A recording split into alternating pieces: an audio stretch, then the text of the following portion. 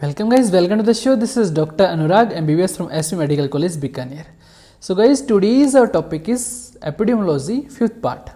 इसके अंदर हम एपिडेमियोलॉजी की डेफिनेशन करेंगे जो बहुत ज़्यादा इंपॉर्टेंट है वाइवास के लिए। ठीक है, डेफिनेशन अगर एपिडेमियोलॉजी की नहीं आती आपको तो आप फेल भी हो सकते हो। ठीक है, फेल भी हो सकते हो। ठीक है, तो डेफिनेशन बहुत ज़्यादा इंपॉर्टेंट है एंड एग्जैक्ट डेफिनेशन जो हमारी बुक में लिखी हुई है, ठीक है, पार्क में, उससे आप देखना। क्लियर। एंड इसमें इस वीडियो के अंदर हम बेसिक्स इन एपिडेमियोलॉजी भी देखेंगे, टूल्स ऑफ मेजरमेंट देखेंगे एंड क्लासिफिकेशन देखेंगे एपिडेमियोलॉजी का। क्लियर। तो बहुत इंटरेस्टिंग वीडियो होने वाला है गाइस।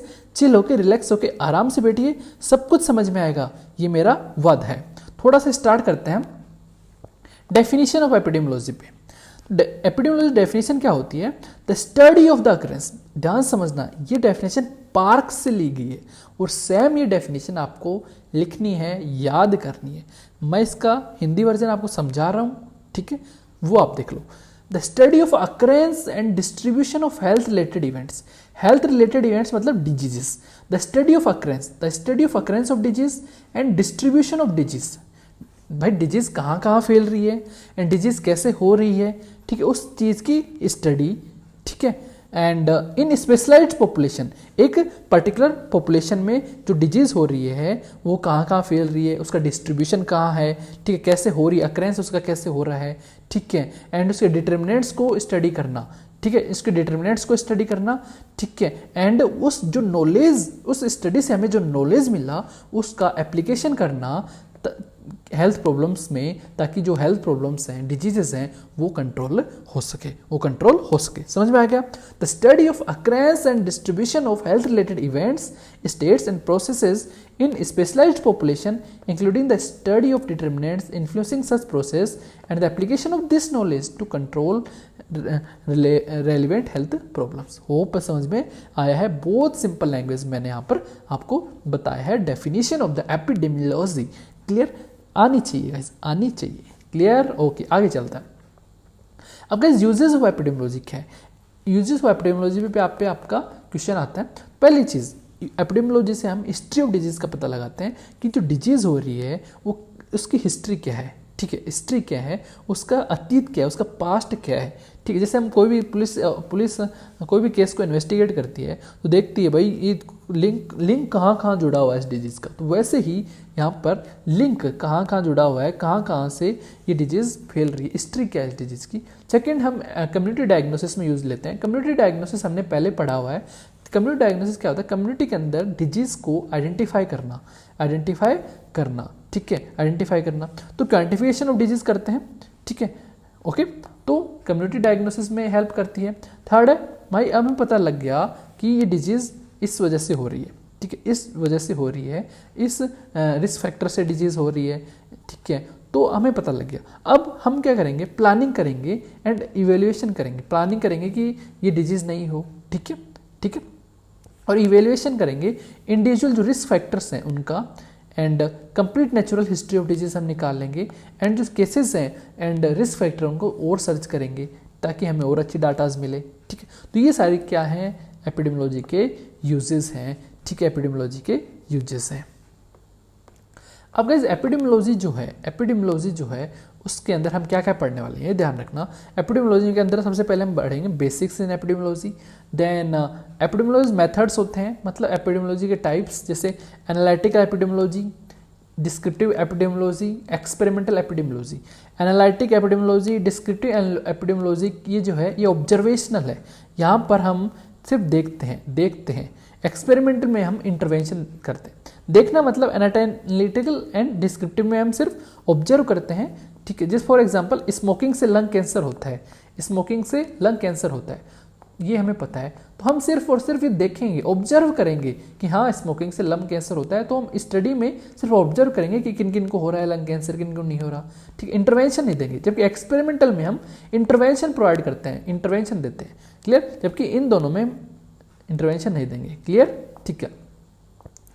अब देखो बेसिक्स इन एपिडेमियोलॉजी में क्या देखेंगे हम।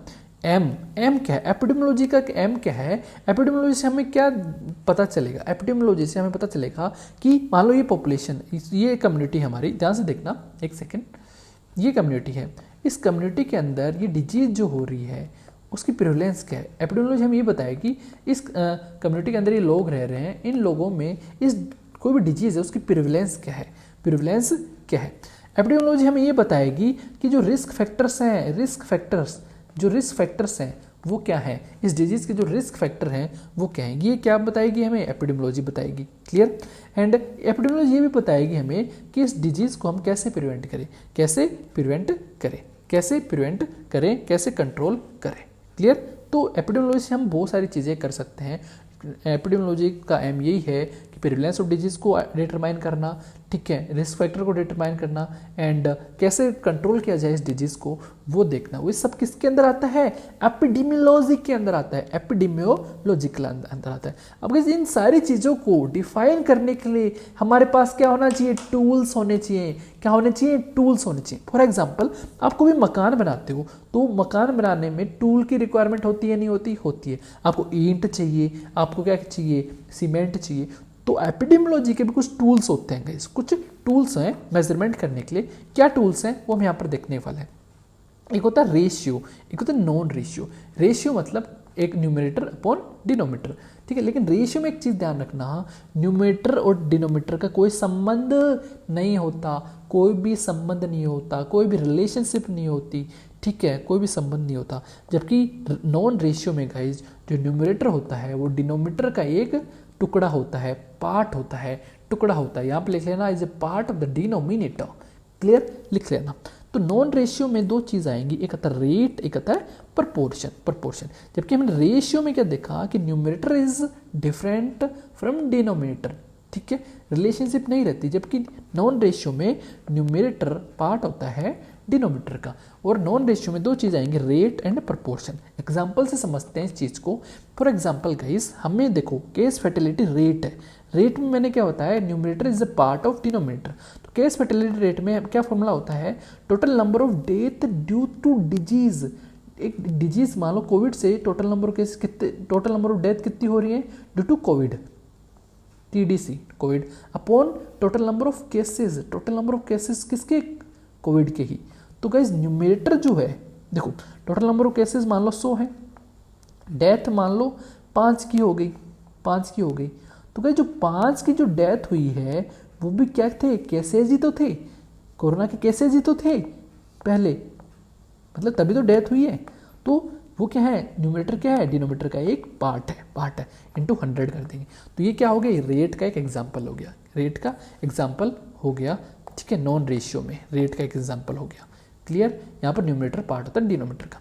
तो रेट का जो रेट है वो express in the term of time, time के टर्म में एक्सप्रेस की जाती है। इसका मल्टीप्लिकेटिव फैक्टर होता है 1000 एंड 10,000, 10,000 एंड 10,000। जबकि प्रपोर्शन जो है परसेंटेज में एक्सप्रेस की जाती है, परसेंटेज में एक्सप्रेस की जाती है, ठीक है। इसका मल्टीप्लिकेशन फैक्टर होता है 100, इसका मल्टीप्लिकेशन फैक्टर कितना होता है, 100 होता है। Clear, okay. अब देखो रेशियो के एग्जांपल देखें तो मैंने क्या बताया, रेशियो में न्यूमरेटर अलग होता है, डिनोमिनेटर अलग होता है। इसका एक एग्जांपल लेते हैं, maternal mortality ratio. Maternal mortality ratio मतलब number of maternal death, maternal जो माताएं हैं वो कितनी डेथ हुई upon total number of live birth, upon total number of live birth into 1 lakh, इससे बोलते हैं MMR ratio, maternal mortality ratio, ठीक है भाई। अब देखो न्यूमरेटर क्या है, इसमें मैटरनल डेथ है, लेकिन डिनोमिनेटर क्या है, live, total number of live birth. तो न्यूमरेटर डिनोमिनेटर दोनों अलग हो गए, कोई रिलेशनशिप नहीं है इनकी, ठीक है, कोई रिलेशनशिप है। जबकि एक मैटरनल मोर्टेलिटी रेट निकालेंगे तो number of maternal death upon total number of female in woman reproductive age. तो देखो टोटल नंबर ऑफ फीमेल जो है वुमन रिप्रोडक्टिव एज में है, और इनमें से कितने की डेथ हुई, मैटरनल डेथ, इनमें से कितनों की डेथ हुई, इनमें से। तो ये दोनों रिलेशन में, देखो जो मैटरनल डेथ है वो किसका पार्ट है, वुमन रिप्रोडक्टिव एज का ही पार्ट है। मतलब कितनी वुमन में से कितनों की डेथ हो गई, वही तो चीज़ है। लेकिन यहाँ पर रेशियो में देखिए, लाइव बर्थ अलग चीज़ है, मैटरनल डेथ अलग चीज़ है, अलग चीज़ है। क्लियर, समझ में आ गया, ओके। आगे चलते हैं। अब इस मोर्टिलिटी जो है, मेजर्स ऑफ मोर्टिलिटी बहुत तरीके से हम मेजर कर सकते हैं। किस तरीके से मेजर कर सकते हैं, यहाँ पे देखिएगा, क्रूड डेथ रेट से मेजर कर सकते हैं। क्रूड डेथ रेट में नीचे क्या आएगा, मिड ईयर पॉपुलेशन आएगा, ऊपर आए मिड ईयर पॉपुलेशन आएगा, ऊपर जो न्यूमरेटर में आएगा वो आएगा गाइज यहाँ पर टोटल डेथ, ठीक है, total death. Okay. Age specific death है मतलब एज मतलब हम ऐसे कर लें भाई 15 से 20 साल के लोगों की कितनी मृत्यु हुई तो वो एज स्पेसिफिक हो गया। इन्फेंट मोर्टेलिटी रेट मतलब 1 साल के बच्चों तक की, 1 साल के बच्चों को क्या बोलते हैं, इन्फेंट बोलते हैं। चाइल्ड मतलब 5, ठीक है। Under 5 proportional mortality rate, adult mortality rate, maternal mortality rate, case fertility rate, proportional mortality rate, disease specific mortality rate, ये सब किसके आते हैं, मेजर्स ऑफ मोर्टेलिटी के अंदर आते हैं। क्लियर, ठीक है। For example crude death rate का ये याद रखना आप, इसका फॉर्मूला होता है total death upon mid year population into 1000, ठीक है। कोज स्पेसिफिक डेथ रेट, कोज स्पेसिफिक मतलब जो डेथ हुई, टोटल डेथ का क्या कोज है, मतलब मान लो टोटल डेथ मतलब डेथ कैंसर से हुई तो कोज स्पेसिफिक है ना, डेथ किससे हो रही है तो कैंसर से, डेथ ड्यू टू कैंसर और मिड ईयर पॉपुलेशन इनटू 1000, ये क्या हो जाएगा, कोज स्पेसिफिक डेथ रेट हो जाएगा। क्लियर। एक आता है केस फर्टिलिटी रेट, देखो रेट लग रहा है आगे, ठीक है, केस फर्टिलिटी रेट। अब यहाँ पे देखना गाइस, ध्यान से देखना, केस फर्टिलिटी रेट में भाई मान लो कोरोना की हमें केस फर्टिलिटी रेट निकालनी है कोरोना की, तो total number of death due to corona upon total corona के केसेस, ठीक है, इनटू 100। क्लियर। और गाइस ये केस फर्टिलिटी जो रेट है वो ऐसे बताती है किलिंग पावर ऑफ डिजीज की, कोरोना की टोटल केस 100 थे, उनमें से मान लो 20 मर गए तो 20/100, तो 20 मर गए तो हमें पता लग गया कि 100 में से 20 मर गए, तो किलिंग पावर क्या है यहाँ पर, किलिंग पावर क्या है 20% है। तो किलिंग पावर ऑफ डिजीज कौन बताता है, केस फर्टिलिटी रेट बताती है, केस फर्टिलिटी रेट बताती है। It is a proportion and always expressed in the percentage, इसे परसेंटेज में हरदम एक्सप्रेस किया जाता है, ठीक है, ओके। तो ये चीज़ होगी। Survival rate, case fertility rate जो है उसका उल्टा होता है, इसमें क्या करते हैं 1 - CFR करते हैं, ठीक है। और इसका सर्वाइवल रेट का फॉर्मूला क्या है, टोटल नंबर ऑफ डेथ वहाँ पे थी, यहाँ पर क्या करेंगे total number of survivor upon total cases into 100, just उल्टा है उसका। Clear, okay. वहाँ पर टोटल नंबर डेथ ऊपर ली थी, यहाँ पर नंबर ऑफ सर्वाइवर्स ऊपर में ले रहे हैं अपन। क्लियर, ये सर्वाइवल रेट हो गई। अब बात करते हैं स्टैंडर्डाइजेशन की। स्टैंडर्डाइजेशन को जो है is use to compare population with different age structure की जो पॉपुलेशन होती है उसको कंपेयर करने के लिए एक वर्ड होता है स्टैंडर्डाइजेशन, ठीक है। जो डिफरेंट एज स्ट्रक्चर की जो पॉपुलेशन है, बूढ़े लोगों की पॉपुलेशन है, जैसे डिफरेंट एज स्ट्रक्चर की पॉपुलेशन है, उनको कंपेयर करने के लिए। क्लियर। इसमें आता है डायरेक्ट, एक आता है इनडायरेक्ट। अगर एज स्पेसिफिक डेथ रेट आपको अवेलेबल हो कि इस उम्र के अंदर जैसे 15 से 20 से अंदर मृत्यु ये हो रही है, तो अगर अवेलेबल हो एज स्पेसिफिक डेथ रेट तो उसे बोलेंगे डायरेक्ट स्टैंडर्डाइजेशन। अगर एज स्पेसिफिक डेथ रेट हमें नहीं अवेलेबल है तो उसे बोलेंगे इनडायरेक्ट स्टैंडर्डाइजेशन। क्लियर, ठीक है। अब बात करते हैं स्टैंडर्ड मोर्टेलिटी रेशियो की। इसमें क्या आता है गाइस, इसमें क्या आता है observe death upon expected death into 100, observe death upon expected death into 100, ठीक है, ओके। ये होता है SMR रेशियो, स्टैंडर्ड मोर्टलाइजेशन रेशियो। अब गाइस हमने मोर्टेलिटी इंडिकेटर्स देख लिए। एक होता है मोर्बिडिटी इंडिकेटर। मोर्बिडिटी मतलब आदमी मरा नहीं है लेकिन सिक है, सिकनेस, ठीक है। तो इसमें आता है इंसिडेंस मतलब number of new cases. For example corona के नए केस आ रहे हैं तो उसे बोलते हैं इंसिडेंस। ये कम्युनिटी है, इसके अंदर मान लो कोरोना के नए केसेस, पहले कम्युनिटी एकदम सही थी लेकिन कोरोना के नए केसेस आ रहे हैं, उससे इंसिडेंस बोलेंगे। लेकिन एक ऐसी कम्युनिटी है जिसमें कोरोना के केसेस पहले से पड़े हुए हैं, उससे बोलेंगे prevalence, number of new plus old cases, उसका मतलब प्रिविलेंस मतलब एग्जिस्टिंग केसेस। भाई इस कम्युनिटी के अंदर इस टाइम पे इतने केस एग्जिस्ट कर रहे हैं, तो एग्जिस्टिंग केसेस मतलब 15 मान लो 2 बजे इस कम्युनिटी में अंदर इतने केसेस थे, वो होता है प्रिविलेंस। इंसिडेंस मतलब नया केस जो आ रहा है उसे बोलते हैं इंसिडेंस। क्लियर। अब मान लो गाइस ध्यान से देखना, जो मैं बोल रहा हूँ इस पर क्वेश्चन आता है कि एक good cure for communicable disease. मान लो कोई भी कम्युनिटी है, इस कम्युनिटी के अंदर ये कम्युनिकेबल डिजीज फैली हुई है लोगों के अंदर, ठीक है। अब अगर गुड क्योर, अच्छा ट्रीटमेंट यहाँ पर मिल रहा है इस डिजीज़ के लिए, तो क्या होएगा गाइस, जो इंसिडेंस है एंड प्रिविलेंस है वो दोनों क्या हो जाएगा, कम हो जाएगा। कैसे कम हो जाएगा, कम्युनिकेबल डिजीज़ है तो मान लो अच्छा क्योर मिल रहा है, मान लो 3 इंसान है और आसपास में 3 इंसान है जो देखो एग्जाम्पल से दूसरे पेज में समझते हैं अच्छे से। ये कम्युनिटी हमारी, ठीक है, ध्यान समझना। ये 3 इंसान है, डिजीज्ड पीपल है, ठीक है, और ये जो पीपल है ये ससेप्टेबल है, हेल्दी। ब्लू वाले क्या है, हेल्दी पीपल है लेकिन ससेप्टेबल है। अब ये 3 पीपल जो ये हैं, ये डिजीज्ड है, ये इनको क्या कर सकते हैं, डिजीज करवा सकते हैं। जो ससेप्टेबल पॉपुलेशन है इनको डिजीज करा सकते हैं, क्लियर। लेकिन अब अगर हमने अच्छा ट्रीटमेंट दे दिया, लेकिन ध्यान से देखना, अगर हमने अच्छा इनको ट्रीटमेंट दे दिया तो ये जल्दी से ठीक हो जाएंगे। जल्दी से क्या हो जाएंगे, ठीक हो जाएंगे। अब जल्दी से अगर ठीक हो जाएंगे गाइस, तो ये दूसरे को इन्फेक्ट नहीं करेंगे। इन पेशेंट को क्या, इनको इन्फेक्ट नहीं करेंगे। तो इनको इन्फेक्ट नहीं करेंगे तो नए केस आना बंद हो जाएंगे, तो इंसिडेंस कम हो जाएगी, और साथ में प्रिवलेंस भी कम हो गया, प्रिवलेंस भी कम हो गया, प्रिवलेंस भी कम हो गया। ये किस में है, कम्युनिकेबल डिजीज में। अगर इनको सही नहीं करेंगे तो ये टच से कम्युनिकेबल डिजीज है, तो इससे इस इंसान के अंदर, हेल्दी इंसान के अंदर जल्दी फैल सकता है, ठीक है। तो अगर ट्रीटमेंट दे देंगे तो इंसिडेंस कम हो जाएगा, प्रिवलेंस भी कम हो जाएगा, क्लियर, ठीक है। तो गुड क्योर अगर कम्युनिकेबल डिजीज के अंदर दे देंगे तो incidence and prevalence both decreases, clear, ठीक है। लेकिन अगर मान लो यही है और नॉन कम्युनिकेबल डिजीज है, ध्यान से देखना, नॉन कम्युनिकेबल डिजीज है। तो नॉन कम्युनिकेबल डिजीज है, तो अगर मान लो नॉन कम्युनिकेबल डिजीज है, तो मान लो ये दो जनों के नॉन कम्युनिकेबल डिजीज है। अगर हमने अच्छा ट्रीटमेंट दिया तो गाइस क्या होगा, अब नॉन कम्युनिकेबल डिजीज है, तो नॉन कम्युनिकेबल डिजीज से गाइस ये इधर इनके तो कोई इफेक्ट नहीं पड़ेगा, क्योंकि नॉन कम्युनिकेबल डिजीज है। तो गाइस ये जो हेल्दी पर्सन है इन पे कोई इफेक्ट नहीं पड़ेगा, ठीक है। लेकिन यहाँ पर जो प्रिवलेंस है वो कम हो जाएगा, यहाँ पर इंसिडेंस पे कोई इफेक्ट नहीं पड़ेगा, इंसिडेंस रिमेन्स सेम। क्योंकि इंसिडेंस सेम क्यों रहेगा गाइस, क्योंकि नॉन कम्युनिकेबल डिजीज है, तो ये जो इन्फेक्टेड पर्सन है ये हेल्दी पर्सन पे कर ही नहीं सकते गाइस इन्फेक्ट, क्योंकि नॉन कम्युनिकेबल डिजीज है। तो यहाँ पर प्रिवलेंस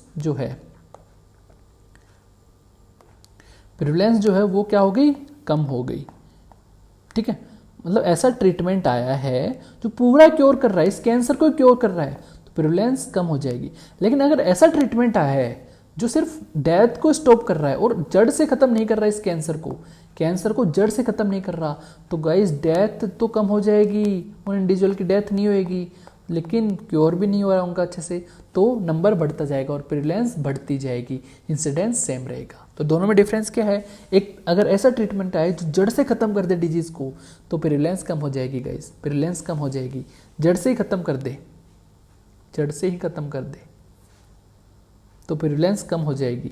लेकिन अगर ऐसा ट्रीटमेंट आया रहा है जो जड़ से खत्म नहीं करे, सिर्फ और सिर्फ डेथ को स्टॉप कर रहा है, तो गाइस डेथ स्टॉप कर रहा है तो प्रिवलेंस तो बढ़ता जाएगा, बढ़ेगा, प्रिवलेंस बढ़ेगा, क्योंकि मरेंगे नहीं लोग, तो क्या होएगा, प्रिवलेंस क्या होएगा, एग्जिस्टिंग केसेस बढ़ जाएंगे ना, क्लियर। ये बहुत इंपॉर्टेंट है गाइस, ओके गाइस, ओके, ठीक है। तो ये आगे चलते हैं हम थोड़ा सा। तो ये वीडियो आपका कंप्लीट हुआ गाइस। एक और चीज़ मैं बताऊं आपको, एक और चीज़ है यहाँ पे, एक और चीज़ है, ध्यान से देखना। ये कम्युनिटी है, ये यहाँ पर कम्युनिकेबल डिजीज़ है, ठीक है। ये पीपल है, कम्युनिकेबल डिजीज़ हो रही है यहाँ पे, इन 2 जनों के कम्युनिकेबल डिजीज़ हो गई। अगर ऐसा ट्रीटमेंट आया है, ठीक है, जो कोई भी ड्रग है वो अगर रेजिस्टेंट है कम्युनिकेबल डिजीज़ के लिए, ठीक है, तो ड्रग अगर रेजिस्टेंट है तो ट्रीटमेंट जब हम देंगे गाइस इन पीपल को, तो ट्रीटमेंट कोई इफेक्ट नहीं पड़ेगा। तो गाइस क्या होएगा, ये सही नहीं होएंगे तो गाइस ये इनको इन्फेक्ट करेंगे तो इंसिडेंस तो बढ़ेगा, साथ में प्रिवलेंस भी क्या हो जाएगा, बढ़ जाएगा। तो इसमें ये लाइन लिखी हुई है गाइस। तो नोट्स में हमारे सब कुछ इंक्लूड है, आप नोट्स अच्छे से पढ़िए, इधर उधर नहीं भटकना आपको, क्लियर। फिर भी कोई डाउट हो तो आप मुझे इंस्टाग्राम पे पूछ सकते हो, clear. For notes and more videos you can download और अपन प्ले स्टोर, और भी बहुत सारे कोर्सेज आप ज्वाइन कर सकते हैं। Thank you guys, stay safe, stay healthy, जय हिंद, बाय बाय, टाटा।